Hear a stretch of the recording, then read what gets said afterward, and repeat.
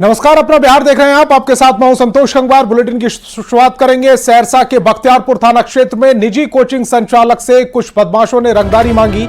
रंगदारी का विरोध करने पर अपराधियों ने ताबड़तोड़ गोलीबारी की है और घटना का सीसीटीवी फुटेज वायरल हो रहा है। कोचिंग संचालक के मुताबिक काफी पहले से रंगदारी मांगी जा रही थी, जिसके चलते सुरक्षा के लिए सीसीटीवी लगाया गया था।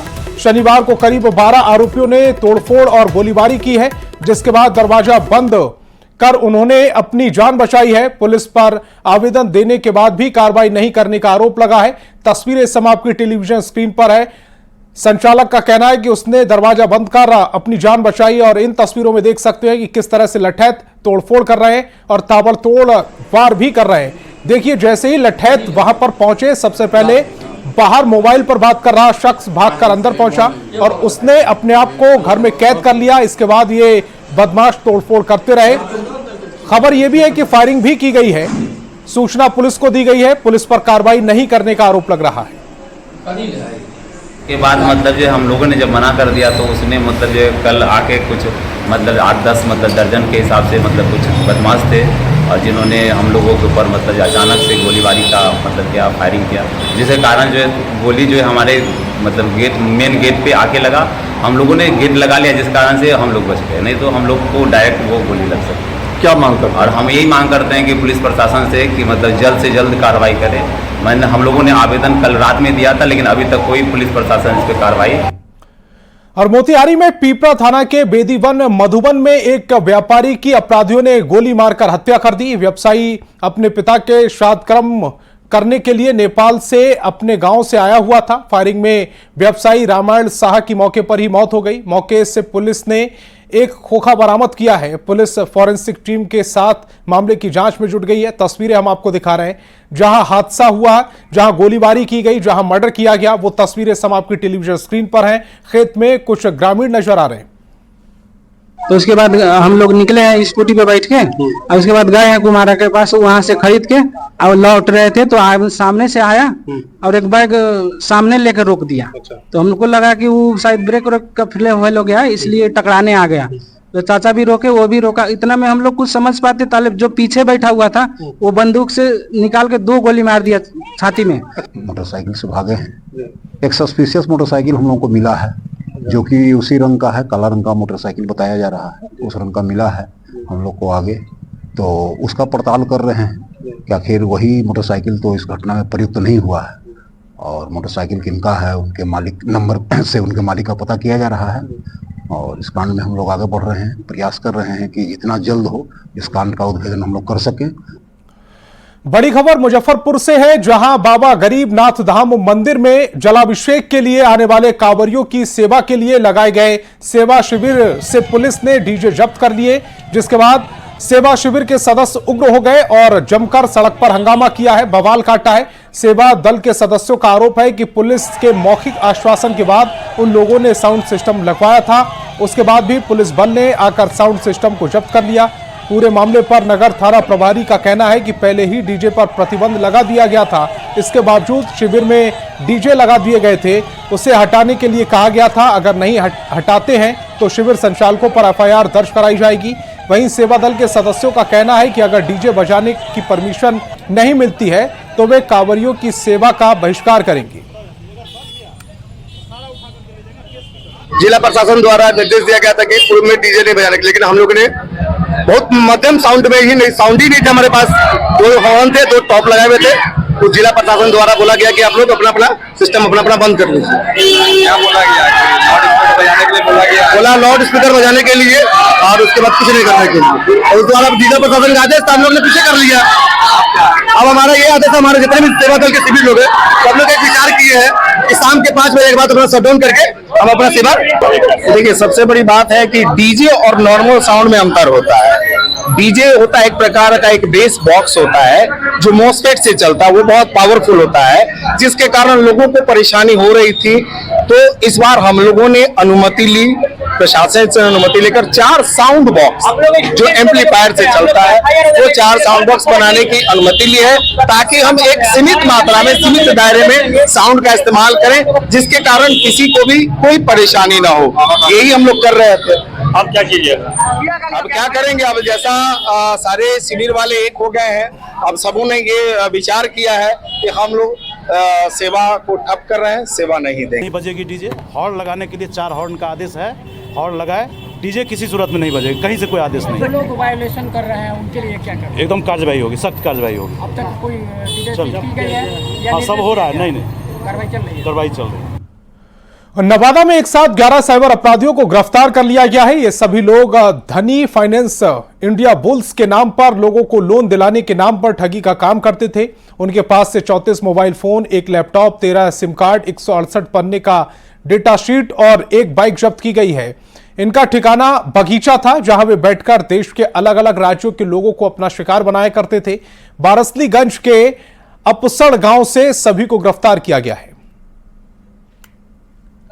तालाब के पास का बगीचा है, वहाँ पे हमें कुल 11 साइबर अपराधी मिले, बाकी कुछ लोग भाग भी गए। ये काम के बगीचे में बहुत सारे सीट लगा के बहुत अच्छे से इंतजाम करके साइबर क्राइम करते थे। वहाँ पे बहुत सारे शीट भी मिले हैं, डेटा शीट, जिन पे लोगों के नाम, मोबाइल नंबर, ईमेल आईडी, राज्य इत्यादि लिखा हुआ है। ये पूरा इंतजाम के साथ वहाँ पे बैठते थे। और मुजफ्फरपुर में फायरिंग का वीडियो वायरल हो रहा है, जिसके बाद पुलिस ने कार्रवाई करते हुए 3 अपराधियों को गिरफ्तार कर लिया है। जानकारी के मुताबिक वायरल वीडियो मनियारी थाना क्षेत्र का है, जहां एक कार्यक्रम के दौरान 3 युवकों ने फायरिंग की थी। गिरफ्तार लोगों में शामिल एक आरोपी लूटकांड और आर्म्स एक्ट में कई बार जेल जा चुका है। सत्यापन कराने के क्रम में 4 व्यक्ति युवक का अभी तक सत्यापन हो गया है। 4 युवक में 1 युवक तो अभी फरार हो गया है और 3 युवक को पकड़ लिया गया है और उसे कस्टडी में भेजा जा रहा है। उसके ऊपर कोई आपराधिक और भी आगे इतिहास है क्या? हाँ, इसमें एक बिट्टू कुमार बिठला है, जो ये कुरेली थाना क्षेत्र का रहने वाला है। इसका एक काफ़ी लंबा इतिहास रहा है। ये बैंक लूटकांड में भी जेल गए हैं, कई बार आर्म्स एक्ट में जेल गए हैं, तो इनका एक लंबा इतिहास रहा है। और बेतिया के मझौलिया शुगर इंडस्ट्री के इंथॉल प्लांट में गेट के पास खड़े ट्रक टैंकर अचानक से ब्लास्ट हो गया। टैंकर ब्लास्ट होने से एक व्यक्ति की मौत हो गई और 2 लोग गंभीर रूप से घायल हो गए। जानकारी के मुताबिक गैस वेल्डिंग करने के दौरान यह हादसा हुआ है। हादसे से नाराज परिजन और गांव वालों ने मुआवजे की मांग करते हुए सड़क को जाम कर दिया और पुलिस प्रशासन के खिलाफ नारेबाजी की। के हंसुआ में दांत कटवाने के लिए यहाँ लोसाई लगता, इसमें आए थे, अपना गड़ासी हंसुआ पिटवा के चल दिए हैं। तब तक वेल्डिंग हो रहा है, इसमें से गैस फटा है। ये फटने से बगल में है, उसको चदरा लग के उनका मुड़ी हाथ अलग अलग से फट गया है, वो चिन्हा नहीं रहे इतना। इनका क्या नाम है? इनका नाम है दरोगा मुखिया। और पटना के लोहिया पथ चक्र फ्लाई ओवर के निर्माण के 1 साल भी पूरे नहीं हुए हैं और अभी से शरारती तत्वों की नजर लग गई है। दरोगा राय पथ के बोरिंग कैनाल रोड और हड़ताली मोड़ के जोड़ने वाले फ्लाई ओवर में लाइट उखाड़ दी गई है। आधे से ज्यादा लाइट बंद है, क्योंकि शरारती तत्वों ने लोहे की जाली को तोड़कर लाइट खोल ली और कई जगह कनेक्शन भी काट दिया। दरोगा राय पथ के लोहिया पथ फ्लाई ओवर का जायजा लिया पटना संवाददाता रजनीश कुमार ने। जाम से निजात दिलाने या पथ चक्र का निर्माण कराया गया था। 1 साल भी अभी पूरे नहीं हुए हैं। जरा फ्लाईओवर की क्या स्थिति है ये आपको हम दिखाने की कोशिश करते हैं। यानी दारोगा राय पथ से लेकर बोरिंग कैनाल रोड तक अंडरपास के साथ साथ फ्लाईओवर तैयार किए गए थे, जिस पर गाड़ियां जो है फर्राटे भर रही है और पटना सुंदर भी लग रहा है और लोगों को जाम से भी छुटकारा मिला है। लेकिन जरा देखिए क्या स्थिति है, आपको हम दिखा भी दें कि ये फ्लाईओवर के ऊपर में सैकड़ों लाइट लगाए गए थे, लेकिन उस लाइट को शरारती तत्वों ने खोल दिया है, तोड़ दिया है और इसके साथ साथ कई लाइट के कनेक्शन भी काट दिए गए हैं। कई जगहों पर उजाला है तो कई जगहों पर अंधेरा है। तो ये देखिए, हम जरा आपको दिखा दें, जाली नुमा है, ये छड़ देकर जो है जाली दिए गए थे जिसमें लाइट लगाई गई थी, लेकिन इससे खोल दिया गया है। कौन खोल कर ले गए इसकी जांच भी नहीं हुई है और अब तक जो है कोई कार्रवाई नहीं हुई है, क्योंकि ये देख सकते हैं कि ये एक है। इसके साथ साथ आपको हम दिखाते हैं कि ये देखिए बॉक्स है, इसे भी छेड़छाड़ किया गया है। इसके अंदर वायर है, सर्किट है, तमाम चीज़ों से छेड़छाड़ किया गया है। तो ये देखिए, सुंदर पटना बनाने के लिए, जाम से छुटकारा दिलाने के लिए सरकार ने जो पहल की थी, उसमें किस प्रकार से शरारती तत्वों ने छेड़छाड़ किया है। ये देखिए, दूसरे भी आपको जाली दिखा रहे हैं, यहाँ भी देखिए कि कैसे लाइट खोल लिए गए हैं। यानी यहाँ पर जो है सॉकेट लगा हुआ है, लेकिन इसमें से लाइट गायब है, डब्बे हैं, वायर है, लाइट गायब है। इसी प्रकार से आप देखेंगे लगभग 80% जो लाइट है वो अभी बुझी हुई है। पटना को सुंदर बनाने का सपना है, उस पर कहीं ना कहीं जो लोग हैं वो पानी फेर रहे हैं और शरारती तत्व जो हैं लगातार इस तरह से कारनामा को अंजाम दे रहे हैं। सवाल ये उठता है कि आखिर पुलिस प्रशासन या अधिकारी क्या कर रहे हैं। कैमरामैन मनीष जुनिया के साथ Rajneesh Kumar, news 18 Patna.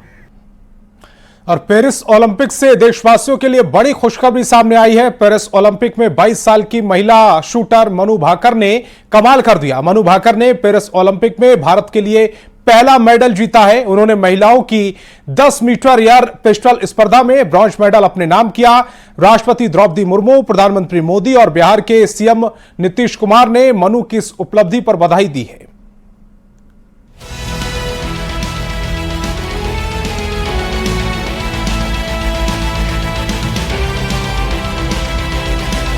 Paris Olympic के दूसरे दिन ऐसी खबर आई जिससे पूरा देश झूम उठा।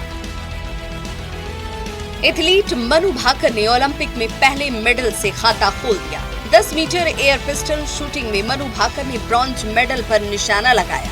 221.7 के स्कोर के साथ वो अपने नाम मेडल करने में कामयाब रही।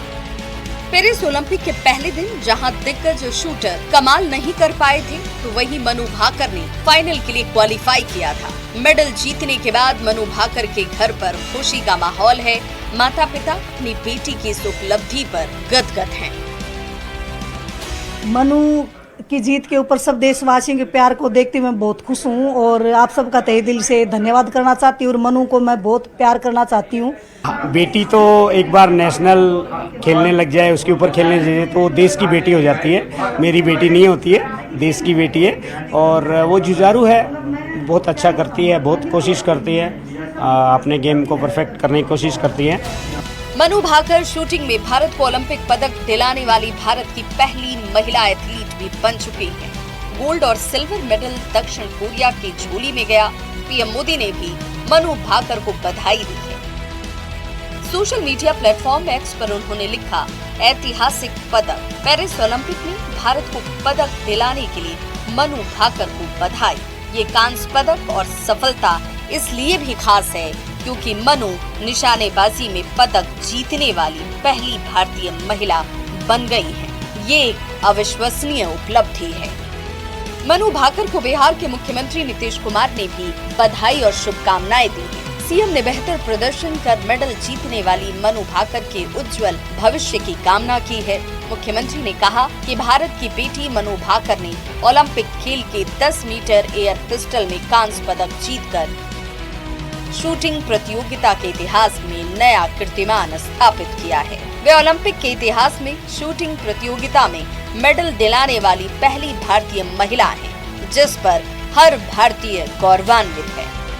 टोक्यो ओलंपिक में मनु भाकर के पिस्टल खराब होने की वजह से वो फाइनल के लिए क्वालिफाई नहीं कर पाई थी, लेकिन इसी के साथ अब मनु ने शूटिंग में भारत के मेडल के 12 साल के सूखे को भी खत्म कर दिया। 2012 के लंदन ओलंपिक में शूटिंग में भारत को मेडल मिला था। Bureau report, news 18। Paris Olympic में शूटर मनु भाकर ने भारत को पहला मेडल दिलाया। मनु भाकर ने कांस्य पदक जीतने के बाद कहा कि टोक्यो के बाद वो बहुत निराश थी और इससे उबरने में बहुत समय लग गया। मनु भाकर ने कहा कि बहुत खुश हूं कि मैं कांस्य पदक जीत सकी। हो सकता है कि अगली बार इसका रंग बेहतर हो। भारत को इस पदक का लंबे समय से इंतजार था, मुझे विश्वास ही नहीं हो पा रहा है। It actually sunk in now. You're an Olympic medalist. Yes, it has sunk in now because I have a match to shoot tomorrow. But the feeling is surreal. I feel so good. I feel really happy that I could win this medal for all of us. And this is coming home after so long, so many years. It's been for shooting in the like winning a medal, podium finish and all. So I'm so happy that it's coming home with me, and maybe many more will come in the following days, maybe in shooting or other sports, but many more. निशानेबाजी में भारत को मिले पहले पदक को लेकर Reliance foundation की chairperson और इंटरनेशनल ओलंपिक कमेटी की सदस्य नीता अंबानी के निशानेबाज मनु भाकर को बधाई दी है। उन्होंने कहा है कि कितना अविश्वसनीय पल है, हमारी सबसे कम उम्र की महिला निशानेबाज ने पेरिस 2024 ओलंपिक में कांस्य पदक के साथ भारत की शुरुआत की है। बधाई हो मनु भाकर, ओलंपिक में 10 मीटर एयर पिस्टल में जीतने वाली पहली भारतीय महिला और ऐसा करने वाली हमारी सबसे कम उम्र की भारतीय निशानेबाज के रूप में आपने इतिहास रच दिया है। मुझे यकीन है कि आज आपकी सफलता भारत भर के युवा एथलीटों को बड़े सपने देखने और अपना सब कुछ झोंकने के लिए प्रेरित करेगी। भारतीय ध्वज को ऊंचा रखें, गो इंडिया गो, हम सभी को गौरवान्वित करें।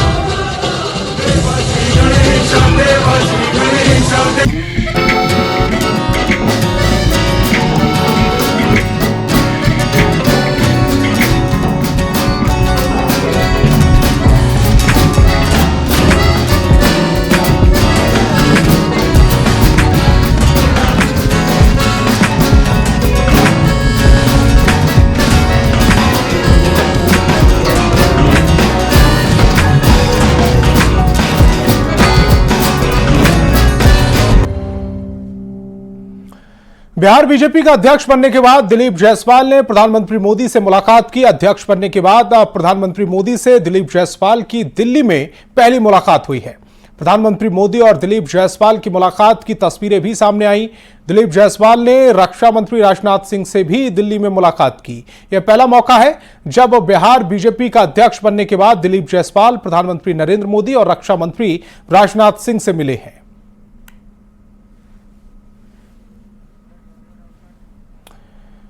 बारिश के मौसम में बिहार सरकार डेंगू चिकनगुनिया बीमारी से निपटने के लिए पूरी तरह से तैयार है। बीमारी के फैलने से पहले ही स्वास्थ्य विभाग ने पूरी तैयारियां कर ली हैं। स्वास्थ्य मंत्री ने सभी मेडिकल कॉलेज के साथ ही ब्लॉक लेवल पर भी सभी सरकारी स्वास्थ्य संस्थाओं के डेडिकेटेड बेड की व्यवस्था किए जाने की जानकारी दी है।